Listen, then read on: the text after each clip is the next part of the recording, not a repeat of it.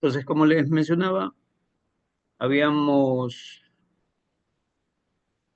habíamos visto ya lo que era la definición de economía y habíamos dicho que la economía no es otra cosa sino que una ciencia social que básicamente lo que hace es estudiar el desempeño del hombre en sociedad. En ese camino, el día de ayer, si no recuerdo mal, había revisado para ustedes los que son los principales exponentes del concepto económico, ¿no? Habíamos visto diferentes personajes que a través de la economía habían aportado con conocimiento al concepto, al pensamiento económico. Eso era lo que habíamos revisado de ayer y el día de hoy vamos a entrar a revisar lo que son los 10 principios que están en torno de lo que es la economía. Entonces, en ese sentido, ya habíamos definido este concepto de economía como una ciencia social que se carga del estudio de los fenómenos que tienen que ver con la producción, distribución y consumo de bienes y servicios. Ya, y habíamos visto de que el gran problema que se identificaba en la economía era el hecho de que tenía que buscar satisfacer necesidades con recursos que son escasos. Ese es uno de los grandes problemas. Y dentro de eso, ustedes pueden ver aquí en este concepto de que la palabra economía viene del griego, que significa el que administra, ¿no? Tiene que ver con una derivación griega, economos, que significa el que administra la casa o el que administra. Ya, la relación es obvia en el sentido de que esta ciencia se enfoca puntualmente en tratar de ver o tratar de propender al mejor uso de los recursos que son escasos frente a necesidades que son ilimitadas.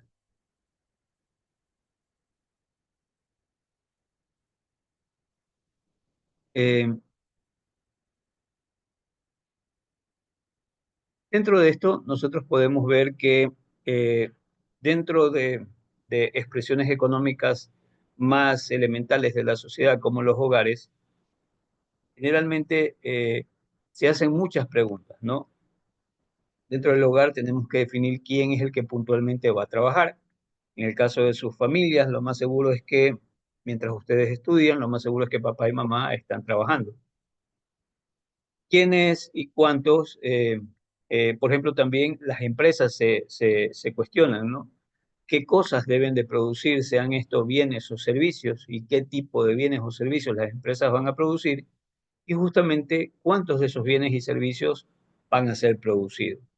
En una percepción mayor, la misma sociedad se pregunta qué recursos deben de ser empleados en la producción y cuáles no.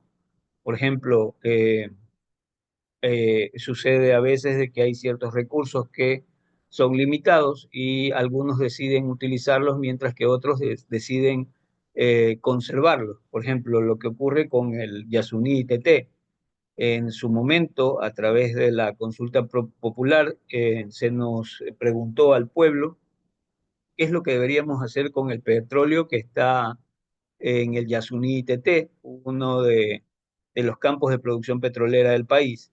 Eh, Quienes no conocen eso saben que no es solo el petróleo, sino que encima del petróleo hay extensiones representativas de bosque amazónico que le pertenecen al país y que a pesar de toda la riqueza que hay en el subsuelo en forma de petróleo, de alguna manera los ecuatorianos nos pronunciamos y preferimos conservar esa riqueza bajo tierra, pero también preservar el espacio eh, de selva que nosotros tenemos en la Amazonía. Entonces, ¿qué recursos vamos a producir? Tomamos la decisión como ecuatorianos de no seguir produciendo petróleo y por el contrario conservando la naturaleza.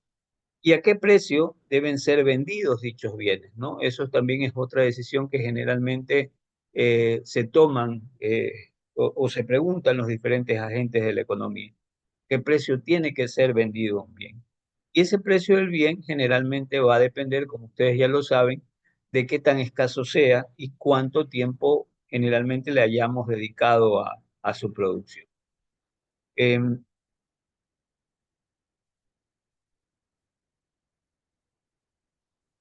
la sociedad y los recursos escasos, otra idea que nosotros también ya habíamos revisado, la administración de los recursos de la sociedad, es importante debido a que los recursos, obviamente, en una sociedad son escasos. Usted me preguntará, pero, o me dirá, ¿qué tiene que ver esto de recursos escasos y el manejo de necesidades o el entendimiento de las necesidades si yo puntualmente voy a ser administrador de empresa?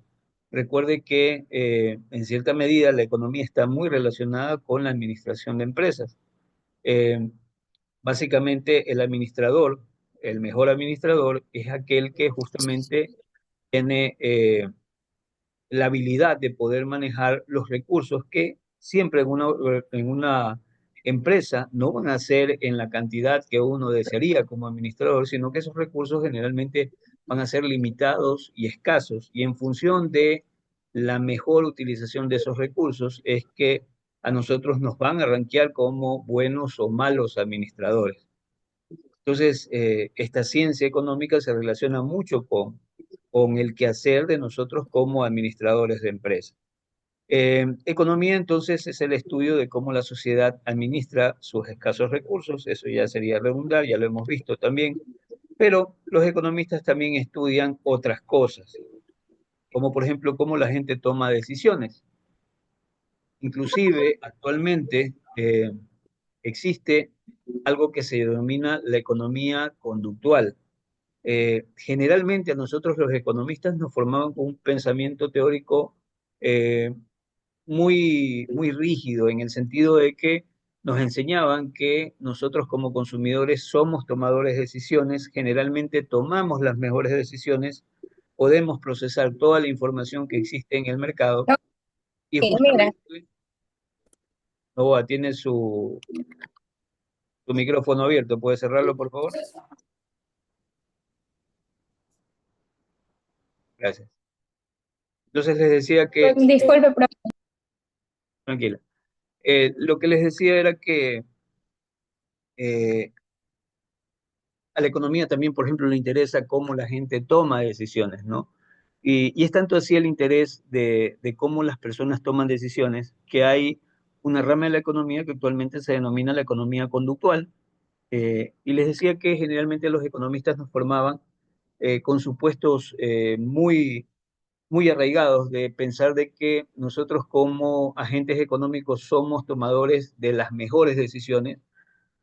Nosotros como agentes económicos podemos procesar toda la información que existe en el medio para poder tomar la mejor decisión, y que siempre podemos acceder a toda esa información. Lo que en la vida real no es cierto, porque lo que sucede es que no necesariamente somos los mejores tomadores de decisiones.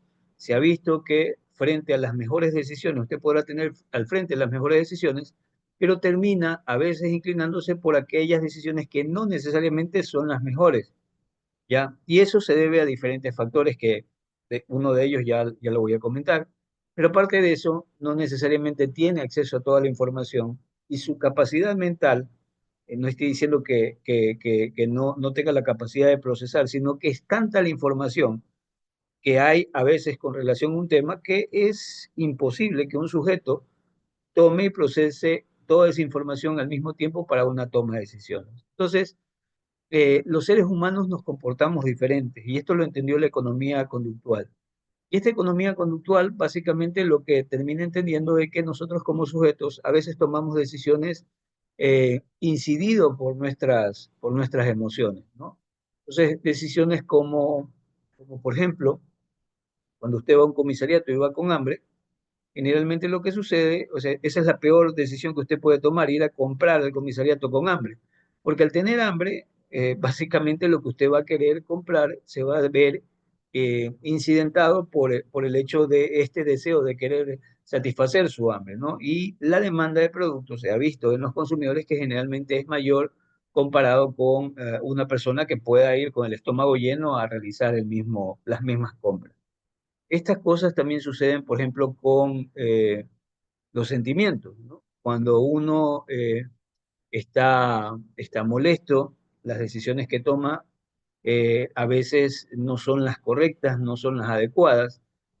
Tanto es así que a veces existen dichos que es mejor tomar decisiones con la cabeza fría, es decir, cuando no estás metido en el problema.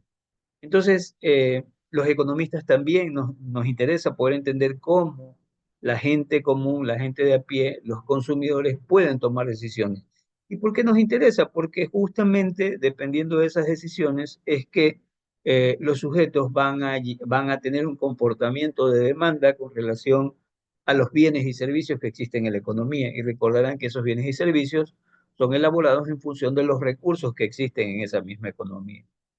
Eh, por ejemplo, también le interesa saber o nos interesa conocer cómo la gente interactúa unos con otros. Recordarán que la economía es una ciencia social y lo que le interesa puntualmente dentro del concepto que ya habíamos conversado es entender cómo se desempeña el hombre en sociedad. Y esta pregunta de aquí o esta afirmación lo ratifica porque lo que nos interesa es saber cómo la gente interactúa unos con otros justamente en el quehacer económico.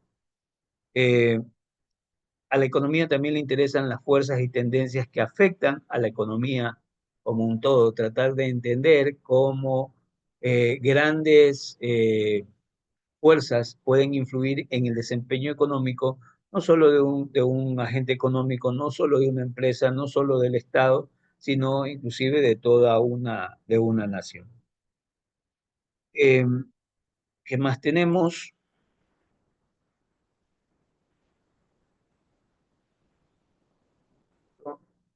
Dando,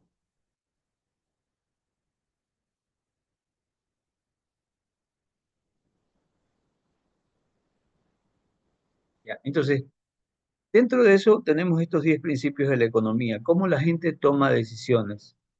La gente, en primer lugar, la gente se enfrenta a decisiones, ¿no? Es lo primero que yo puedo identificar. Todo sujeto, usted, yo, cualquier otra persona, siempre está frente a la toma de una decisión. Y esa toma de una decisión va a depender de una serie de factores y entre ellos justamente está el manejo de información. El costo, en segundo lugar, el costo es lo que nosotros sacrificamos por poder tomar aquello por lo que decidimos, ¿sí? Eso es el costo. Por ejemplo, son las 5 de la mañana y ya me toca levantarme, ¿sí? Si yo me levanto a trabajar, obviamente al ir al trabajo voy a recibir la paga por ese día del trabajo. Pero en cambio, si no me levanto a trabajar, el costo que yo voy a terminar asumiendo es la pérdida del valor pagado. ¿Alguien quiere preguntar algo? ¿Alguien levanta la mano?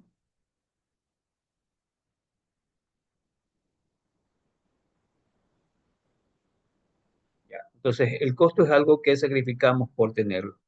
La gente racional piensa en el margen, esto ya van a entender lo que implica tomar decisiones de tipo marginal, y la gente responde a incentivos.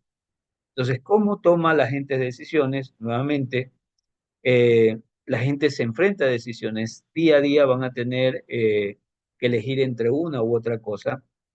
Existe un costo asociado a la elección que finalmente hago y ese costo es el que yo termino pagando por dejar o tomar algo y evitar otro, ¿no? Entonces elijo algo, pero a la vez sacrifico otro.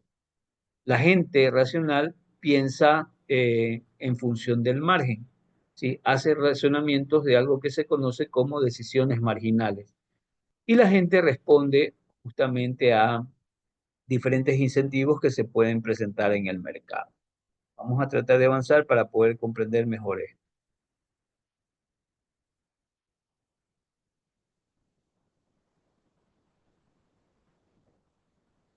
El cuarto principio, perdón, el quinto principio, o mejor los siguientes tres principios que vamos a revisar, tiene que ver cómo la gente interactúa.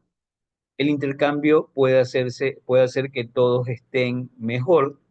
Esto lo vamos a ver en el sentido de que eh, lo que proponen aquí es que generalmente nosotros producimos algo, entregamos un bien, elaboramos un servicio, pero ese hecho de intercambiar lo que nosotros producimos con otros seres humanos, en realidad lo que genera es que todos estemos mejor. ¿En qué sentido? Por ejemplo, yo puedo ser doctor y me dedico a la medicina, pero al servir a otras personas, esas personas son atendidas médicamente y yo me beneficio de lo que ellos pagan por el servicio médico, ¿no? Entonces, generalmente estas actividades de intercambio que existen en la economía propenden o ayudan a que todos dentro de la sociedad estén mejor. Los mercados usualmente son un buen camino para organizar la actividad económica. Lo que me están diciendo aquí es que eh, puede decirse que una de las mejores formas para saber qué producir, cómo producir, cuánto producir, qué precio va a tener, en qué cantidad se va a producir. Todo eso lo termina determinando, lo termina definiendo, perdón, el mismo mercado. El mercado es aquel que con su interacción, entiéndase mercado como aquel lugar físico o virtual donde coinciden dos grandes fuerzas que son la oferta y la demanda. Esa interacción entre oferta y la demanda termina haciendo que el mismo mercado se regule de tal manera que el mercado pueda contestar preguntas como qué producir, ¿no? Si yo sé que surge un mercado, ese mercado surge en torno a un producto, define qué cosas se necesita producir. Y, por ejemplo, se podrán necesitar cinturones de cuero. ¿Sí? ¿Por qué se va a necesitar cinturones de cuero? Porque en algún momento viene a personas que están demandando ese producto y hay empresas que pueden entregarlo, ¿no? Entonces, esa misma interacción de oferta y demanda en el mercado definen qué producir. ¿Cuánto se va a producir? Va a depender de la demanda y también va a depender de la oferta. Cuánto se esté demandando y cuánto se esté ofertando. Eso finalmente va a determinar la cantidad de producto que se va a ofertar. ¿Para quién producir? Obviamente va a ser producido para todos, para cierto grupo, para los que puedan pagar un precio o la decisión que se tome. Entonces, este mercado es el que justamente interactúa de tal manera que termina eh, siendo un buen camino para organizar la actividad económica. Y los gobiernos evalúan algunas veces, perdón, los gobiernos algunas veces pueden mejorar los resultados económicos. Si bien es cierto, se propende a que los mismos mercados se autorregulen, pero también se entiende de que habrán en algún momento en que estos mercados necesiten la intervención del gobierno para tratar de ajustar las cosas, porque podrían presentarse incentivos perversos que harían funcionar mal estos mercados y que solamente con la participación del gobierno podrían ser regulados y ajustados. Bueno, este es estos tres principios últimos tienen que ver cómo la gente interactúa. Luego de esto, entramos ahora,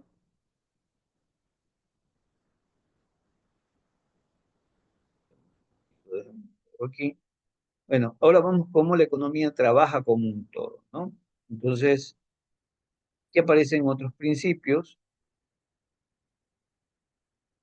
tres principios más, que son eh, el estándar de vida del país depende de la producción del país.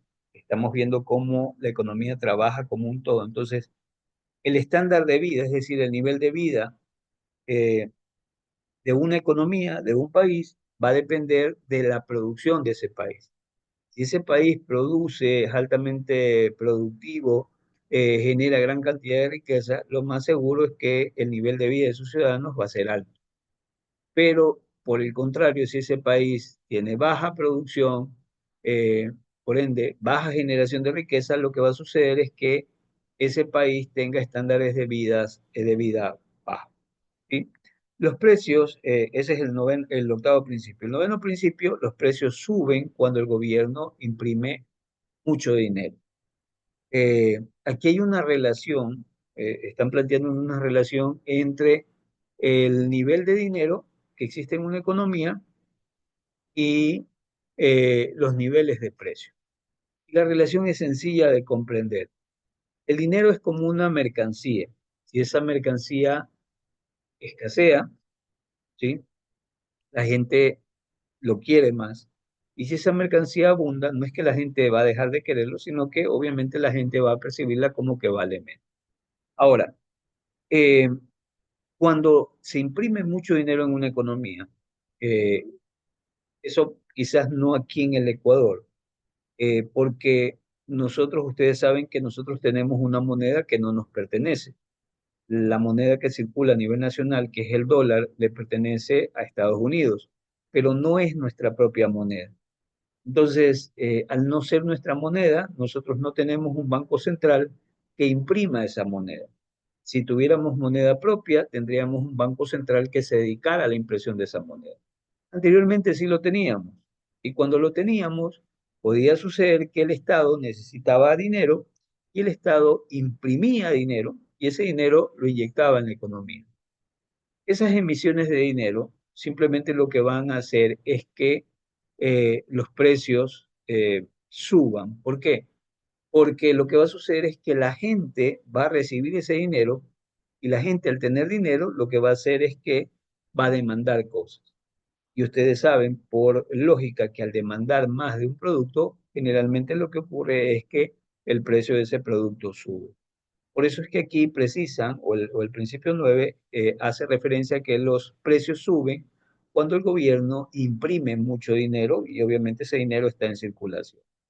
Y 10, la sociedad enfrenta en el corto plazo decisiones entre inflación y desempleo. A pesar de que esto tiene un tinte puramente macroeconómico, también es sencillo de comprender desde la perspectiva microeconómica, ¿no? Aquí lo que puntualmente me están diciendo es que en el corto plazo, la sociedad tiene que decidir en si tiene tasas altas o bajas de inflación o tiene tasas altas o bajas de desempleo. Me explico mejor. Cuando la economía va bien, la riqueza aumenta. Y esa riqueza aumenta, ¿por qué? Porque al estar la economía bien, quiere decir de que hay empresas que están produciendo. Y si esas empresas están produciendo, lo que sucede es que esas empresas han contratado gente para producir. Y esa gente que contrataron para producir tiene empleo.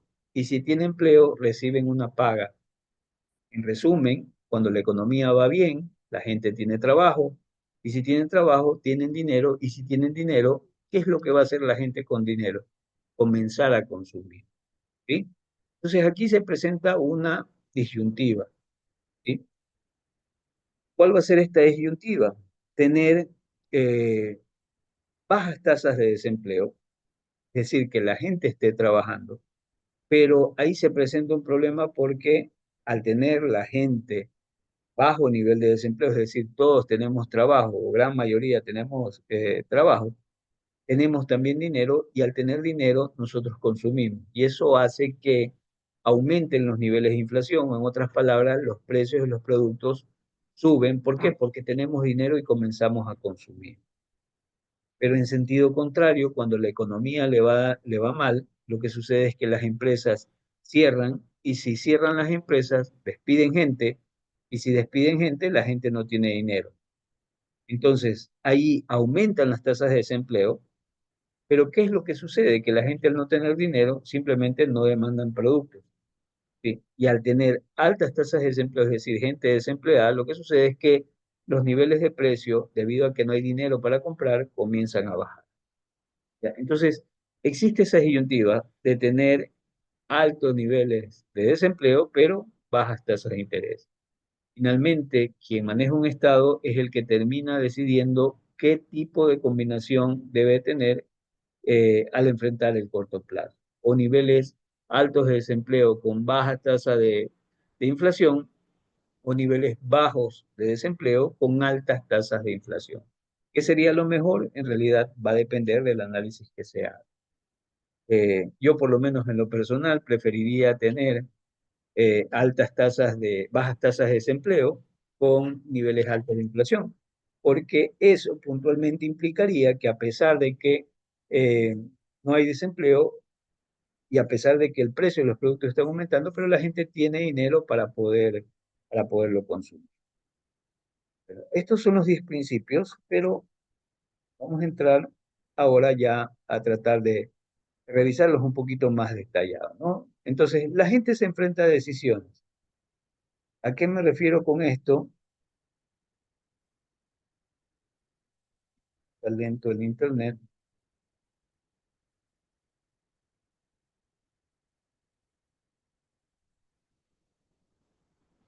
Ya. Entonces, la gente se enfrenta a decisiones, ¿no?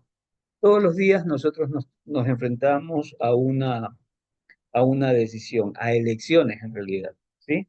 Hay diferentes cosas que nosotros, sobre las cuales tenemos que decidir para poder tomar una decisión, ¿no? Por ejemplo, si me levanto, la decisión que puedo tomar es ir o no ir a trabajar. Si voy a salir, la decisión que puedo tomar es tomar un taxi, irme en bicicleta, coger un bus. Ya. Si estoy en mi trabajo, la decisión que podría tomar es ser productivo o no ser productivo. Por ejemplo, si vengo a clase virtual, la decisión podría ser simplemente participar de manera activa de la clase o dedicarme simplemente a estar como la mayoría está ahorita con las ventanas apagadas y simplemente aparentando de que está presente. Las decisiones se toman todos los días, las decisiones están muy presentes en nuestra vida, ¿no? Y esas decisiones son las que justamente forman parte de este primer principio de la economía. La gente se enfrenta a decisiones, a elecciones, de tomar la decisión sobre utilizar algo o dejar de hacerlo. Para tener algo, generalmente nosotros sacrificamos otra cosa, ¿sí? Y aquí hay varios ejemplos, ¿no? Alimentos versus vestimenta.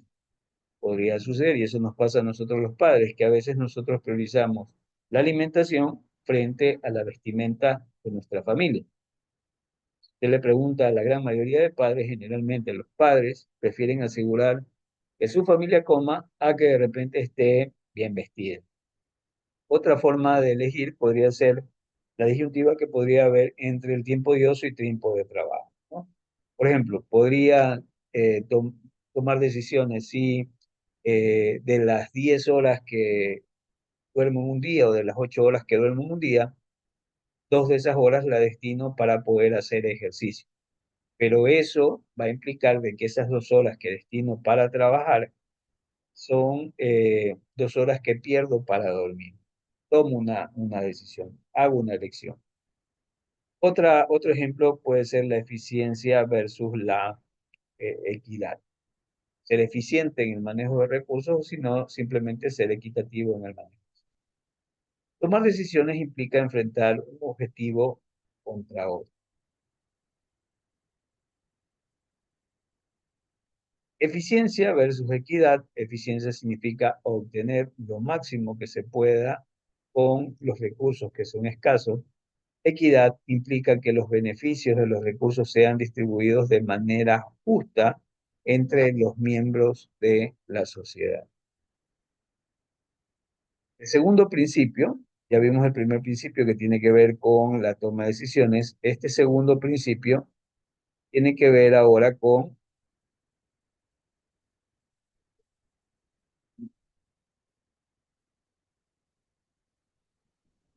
ya que generalmente nosotros sacrificamos algo para poder obtener otra cosa. ¿Qué implica esto? ¿Qué significa esto? Las decisiones requieren comparar los costos y los beneficios generalmente de una alternativa, estudiar o salir a una cita, ¿sí? Eh, bien es cierto, tengo una decisión que tomar, o si me dedico a estudiar o me dedico a ir a la cita, pero también hay un costo implícito, ¿no? Eh, Imagine que mañana tengo examen y yo tengo que tomar la elección entre quedarme estudiando y decirle no a mi enamorada para podernos ir por aniversario, porque mañana tengo examen, o simplemente irme al aniversario y no quedarme estudiando. Estas decisiones, como lo dice aquí, requieren comparar los costos y los beneficios de la alternativa. Entonces, si yo me quedo estudiando, podría ser que el costo que voy a pagar es que mi enamorada se ponga molesta. Ese podría ser el costo que estaría pagando. Pero en cambio, si me voy a la cita con mi enamorada, lo que va a suceder es que el costo que voy a terminar pagando va a ser el que posiblemente el día de mañana no tenga buenos resultados en el desempeño de mi examen. Entonces, la elección siempre está relacionado con un costo implícito. El hecho de elegir algo implica que hay un costo detrás de ese proceso de elección. ¿Qué elección ustedes tomarían? Repito nuevamente, esto va a depender de los costos que estén implícitos dentro de esta decisión. Ir a clases o ir a dormir es otro ejemplo. En mi caso, ir a trabajar o quedarme durmiendo. Si me quedo durmiendo, puede ser que tenga algunas horitas más de sueño, pero me va a costar el día que no voy a tener esos ingresos. En cambio, si voy a trabajar, posiblemente el costo sea que vaya un poco más cansado porque tenía sueño, pero igualmente es un costo que está relacionado con esto. Eh, ¿Qué más tenemos aquí? Entonces, aquí surge el concepto de costo de oportunidad. Y este concepto de costo de oportunidad de un bien o un servicio es lo que sacrificamos para poderlo obtener. Eso es el costo de oportunidad. Entonces, cuál es mi costo de oportunidad por preparar mi examen para el día de mañana, sabiendo que tengo también una cita hoy en la noche? Mi costo de oportunidad va a ser el hecho de que me voy a pelear con mi enamorada porque no pude ir al evento con el cual ya me comprometí. ¿Sí? El costo de oportunidad entre dormir y levantarme a trabajar, sí, yo también lo puedo determinar. Ese costo de oportunidad va a ser que si me voy a trabajar, voy a ir cansado, ese va a ser mi costo de oportunidad, ¿no? Si bien es cierto, voy a recibir la paga, pero voy a ir cansado. Entonces, como ustedes pueden ver, aparte de las decisiones, también hay costos implícitos dentro de esas decisiones. La gente racional piensa en el margen. Vamos a entender qué significa esto. Entonces, cambios marginales son pequeños ajustes incrementales para un plan de acción. La gente toma decisiones comparando costos y beneficios en el margen, ¿sí? Eh, para poderlo entender mucho mejor, eh, quiero que piensen como que si estuvieran en el desierto, ¿no? Están en medio del desierto y obviamente están muertos de sed, ¿sí? Eh, ¿Qué implica cómo es la idea de pensar al margen, ¿sí? En el caso del agua, lo que usted o el nivel de satisfacción que tiene al tomar el primer vaso de agua, si usted está en el desierto y está que se muere de sed, el nivel de satisfacción que le da este primer vaso de agua tiene que ser extremadamente grande, ¿sí? Ya que me estoy muriendo de sed y obviamente esa agua va a calmar mi sed. ¿Qué pasaría con el segundo vaso de agua? Quizás siga con sed y podría ser que, aunque un poquito menos, pero me tomo el agua y también me da un nivel de satisfacción parecido. Pero ¿qué ocurriría con el quinto vaso? ¿Qué ocurriría con el sexto? ¿Qué ocurriría con el décimo vaso? ¿Qué ocurriría con el 30, el vaso número 30, el vaso 32, el vaso 31? Lo que va a suceder es que mientras más vasos de agua yo tome, lo más seguro es que el nivel de satisfacción va a ir reduciendo, ¿sí? Entonces, pensar en términos marginales es justamente estar al margen de agregar esta unidad adicional, en este caso de producto que me puede generar a mí un nivel de satisfacción, ¿sí? Entonces, cada vez que yo agrego una unidad más, ese nivel de satisfacción va a ir disminuyendo en el caso del ejemplo que les menciono. Eh, Entonces, la gente va a tomar decisiones comparando justamente los costos y beneficios que pueden haber en el margen. Eh, Otro ejemplo que podría aplicarse aquí es el siguiente, ¿no? Imaginen que ustedes tienen una máquina para producir helados, ¿sí? Y esa máquina eh, puede producir 100 helados, ¿de acuerdo? Entonces, cuando produce el primer helado, hay ciertos costos que son fijos, ¿no? Y esos costos, ustedes van a verlo cuando aprendan este tema, o si ya lo están aprendiendo, es que esos costos fijos se reparten, o mejor dicho, se reparten en función de la producción. Entonces, si yo tengo, por ejemplo, $100 de costo fijo y solamente elaboro un helado, pero mi máquina tiene la capacidad de producir 100 helados, entonces ese solo helado va a jalar todo el costo fijo, ¿sí? Entonces, a ese helado se le carga todo el costo fijo que implica la operación de la máquina. Pero al producir un segundo helado, esos costos fijos que antes solamente se cargaban a uno, ahora se cargan. Y si llegamos al nivel 100 o a la unidad 100, esos costos fijos se van a repartir entre las 100 unidades que he producido. Pero recuerden que esta máquina solamente puede producir 100 helados. ¿Qué pasaría si yo quiero producir 101 helados? Esta máquina ya no me abastece porque lo máximo que produce son 100 unidades. ¿Qué implicaría? Que yo necesitaría otra máquina.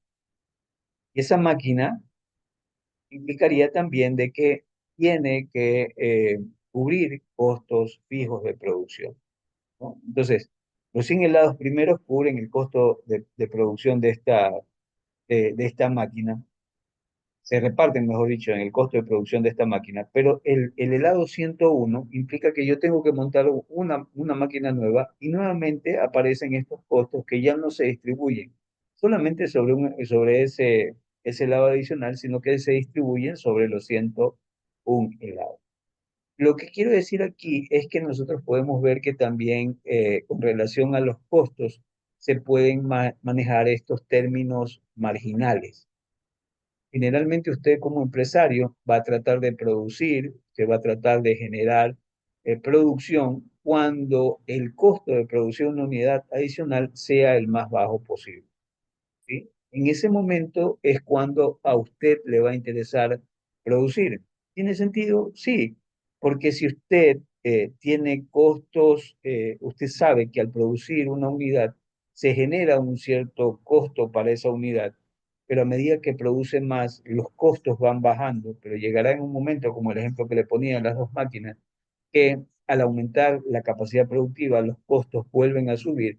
Entonces yo puedo ver claramente que hay una curva de costos que va a ir disminuyendo a medida que se van produciendo más unidades, alcanza su fondo y luego esa curva comienza a crecer. Entonces, ¿dónde me va a interesar a mí poder estar cuando alcance el costo marginal, es decir, el costo de producción por unidad adicional, cuando el nivel de costo marginal sea el más bajo posible? Esto también se puede ver desde la perspectiva de los ingresos, ¿sí? Habrán momentos en que habrán ingresos eh, en los cuales, o puntos en los cuales se alcanza el mayor nivel de ingreso por unidad producida, ¿no? Entonces, a mí lo que me interesa, a mí como empresario, es estar donde yo pueda producir el máximo nivel de ingreso marginal, porque sé que en ese nivel es donde yo obtengo el máximo nivel de ingresos y asimismo debo estar donde está el más bajo nivel de costo, ¿no? Porque justamente lo que va a suceder es que ahí voy a tener una brecha entre ingresos y costos que va a ser la más amplia posible y por ende mi utilidad o mi ganancia va a ser la mayor. Entonces, a esto se refiere cuando se habla de que la gente piensa en términos marginales.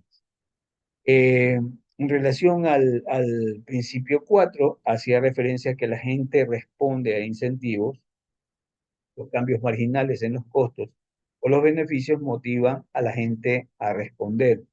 La decisión de escoger una alternativa frente a otra se produce cuando el beneficio marginal excede el costo marginal. ¿Sí? En otras palabras, cuando ustedes van a tomar una elección con relación a algo, cuando lo que ustedes van a ganar o el beneficio que van a recibir va a ser mayor que el costo que van a pagar. En otras palabras, si yo eh, entiendo, nuevamente estamos en el ejemplo del quedarme estudiando porque mañana tengo examen frente a irme a una fiesta con mi enamorada, eh, tengo que ver cuál es el beneficio y cuál es el costo marginal. Si yo entiendo que el beneficio va a ser mayor que el costo marginal, decido pagar ese costo porque sé que voy a ganar más. ¿A qué me refiero? A que si yo me quedo estudiando, el beneficio que me va a dar a mí prepararme y tener una buena calificación mañana va a ser mucho más importante o va a ser mucho más valorado por mí, para mí, que comparado con el costo que yo pagaría, que en este caso es tener un disgusto con mi pareja, ¿ya? No sé si se comprende. En ese caso, lo que yo estoy valorando o lo que estoy viendo es que es mayor el beneficio que me va a redituar el hecho de quedarme preparando mi examen que el costo que voy a pagar por quedarme haciendo ese examen, ¿sí? Quedarme estudiando ese examen. Entonces, cuando ese beneficio que me aporta va a ser mayor que el costo, es justamente entender que la gente responde precisamente por esos incentivos. El quinto principio hace referencia al intercambio, que el intercambio puede hacer que todos mejoren o que todo esté mejor. La gente gana con su habilidad para intercambiar uno con otro. La competencia genera ganancias del intercambio y el intercambio permite que la gente se especialice en lo que hace mejor. ¿Sí? Entonces, nuevamente el ejemplo. Si yo soy un doctor y estoy especializado en dar atención médica, yo a través del intercambio, o ese intercambio puede hacer de que todos nos beneficiemos. En este caso, atiendo personas, esas personas se benefician de la atención médica, pero también yo me beneficio por el hecho de que esas personas van a pagar por esa atención que yo les doy. ¿Sí? Entonces, el intercambio puede mejorar, puede hacer que todos estén mejor. Seis, los mercados son generalmente el mejor camino para organizar la actividad económica. En una economía de mercado, las familias deciden qué van a comprar y quién va a trabajar en eso, ¿no?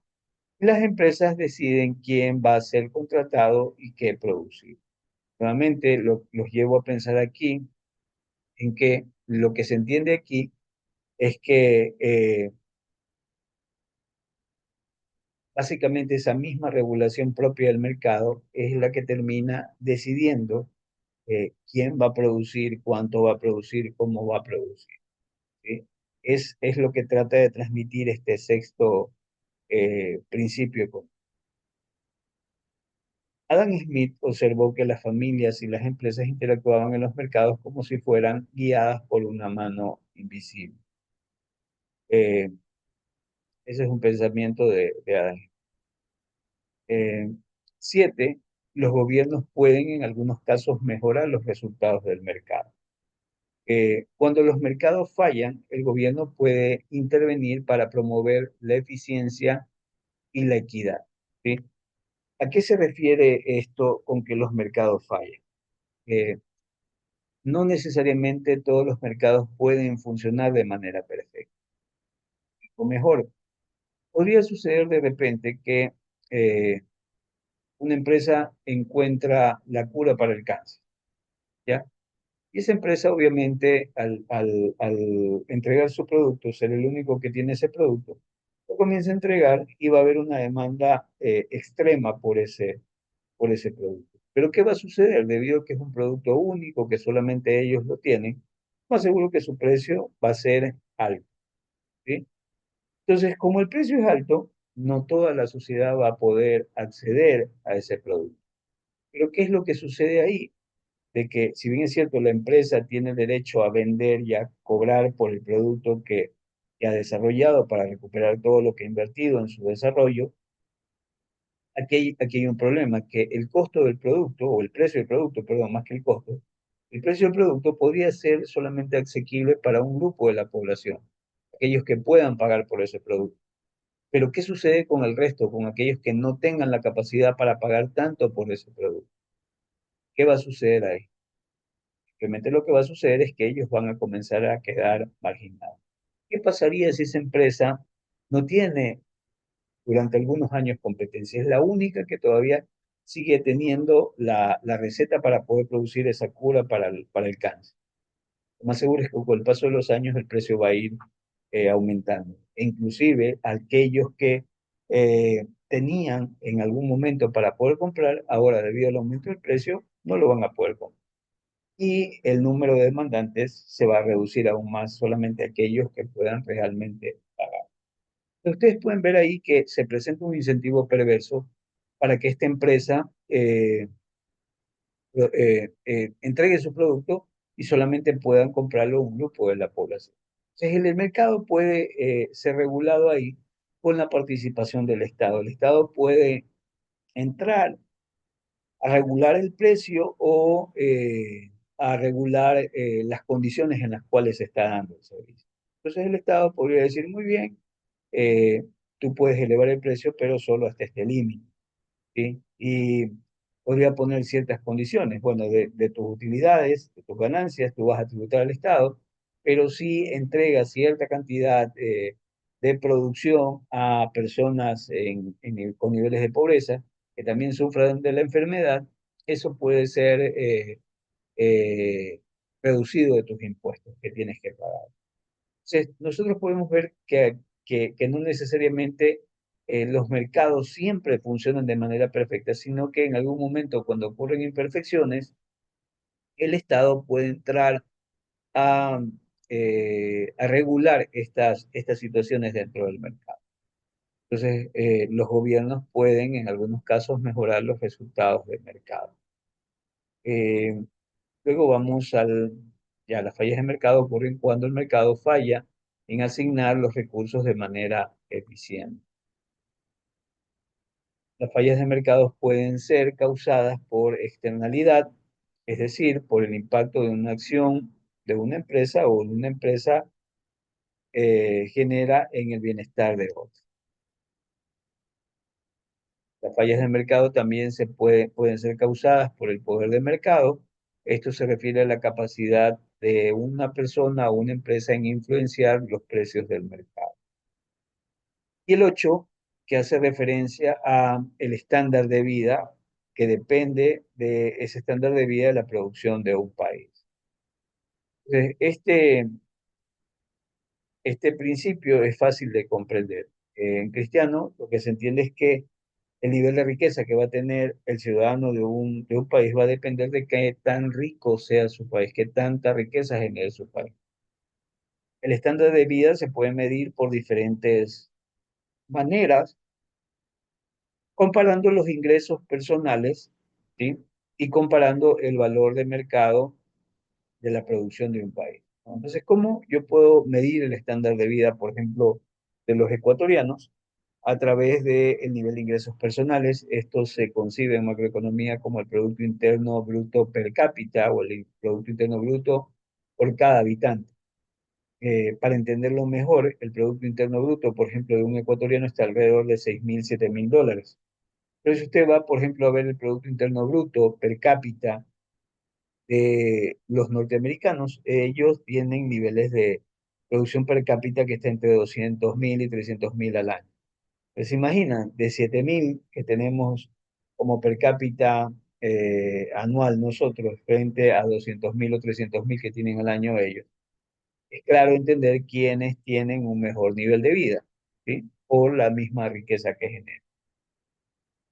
Así también se puede comparar el valor de mercado de la producción de un país, por todo lo que produce un país, ¿no? Entonces, aquellos países que produzcan más a precios de mercado son aquellos que van a tener más ingresos y por ende generar más riqueza, esté comparado a aquellos que no produzcan tanto ni generen ese nivel de riqueza. Entonces, eso es otro tema. Y nueve, los precios se incrementan cuando el gobierno imprime mucho dinero. Esto ya en cierta medida lo había explicado, tiene que ver con la inflación. Y la inflación es el incremento del nivel general de precios de la economía. Recuerden que al imprimirse más dinero, lo que sucede es que ese dinero se inyecta a la economía, llega a nuestras manos, están en nuestros bolsillos y nosotros con dinero lo que vamos a hacer es consumir. Entonces, cuando se imprime más dinero, por eso es que se dice que aumenta la inflación. Al tener más dinero nosotros consumimos más y esa demanda hace que el precio de los productos se incremente. Una causa de la inflación es el crecimiento de la cantidad de dinero y cuando el gobierno crea grandes cantidades de dinero, el valor del dinero cae. Eso también es obvio. En primera instancia tenemos dinero, pero recuerden que el dinero es como una mercancía. Si la gente cree que esa mercancía existe en gran cantidad, lo que sucede es que la valora menos. Pero en cambio, si la gente cree que esa mercancía existe en menor cantidad, la valora más.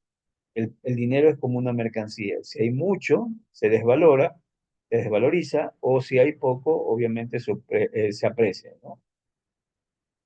10, la sociedad se enfrenta en el corto plazo a la disyuntiva entre la inflación y el desempleo.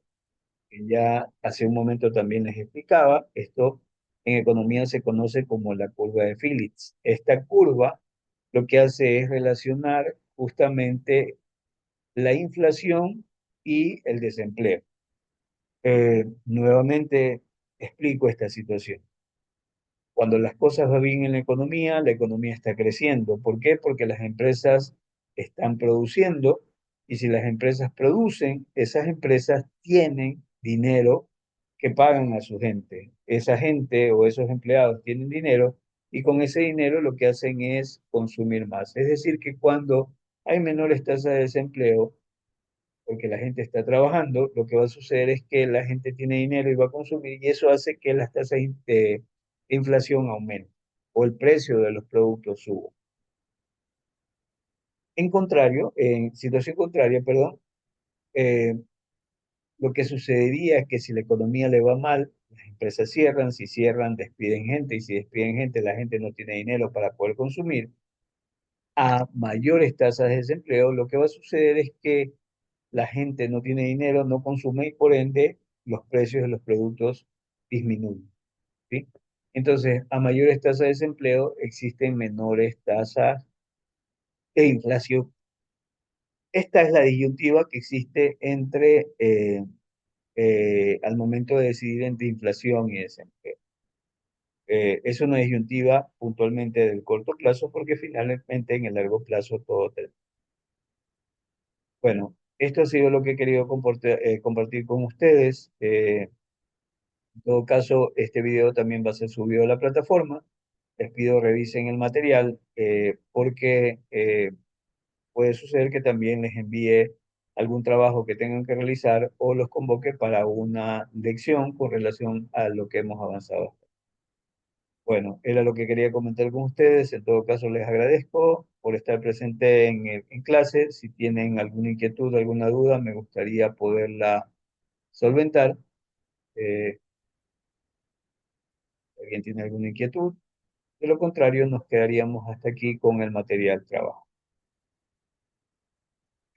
Álvaro, ¿quieres preguntar algo?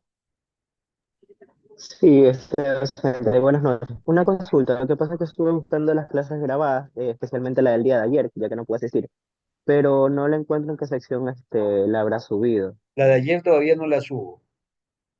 Ya la voy a subir. Con esta de aquí ya la voy a subir. Sí, pero la de ayer todavía no la subo. La de días anteriores creo que sí está. Sí, mister, la día anterior sí está. Ya, muy bien. Sí, deme un ratito de ahorita y ya les estoy subiendo las siguientes clases. Ya, perfecto. ¿Alguien que desee preguntar con relación a lo que hemos tratado? ¿Me preguntas? De lo contrario, nos quedamos aquí. Por favor, revisen el material y en las próximas, como les digo, en la próxima hora le estaré subiendo las clases que están pendientes. Gracias en todo caso, jóvenes.